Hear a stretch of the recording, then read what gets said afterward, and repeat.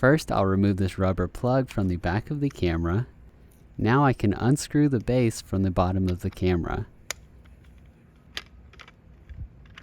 And then screw the base into the back of the camera. Turn it right side up and determine where exactly I want to mount the camera. Once we've picked a place to mount the camera, I'll pull down to release the mounting plate.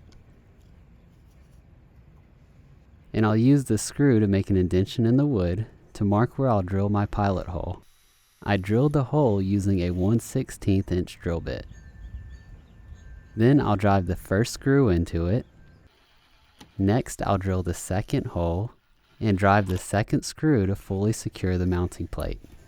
This is the rubber plug that we removed from the back of the camera at the beginning. You want to put it in the bottom hole where the base was screwed in. I forgot to do this earlier. Now slide the camera onto the mounting plate until it securely locks into place. And I'll remove the tape that I had on the camera.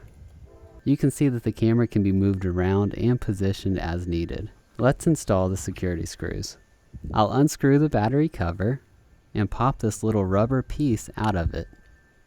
That gives me the hole to put the security screw for the battery. So I'll put the battery cover back on and I'll drive the security screw into it.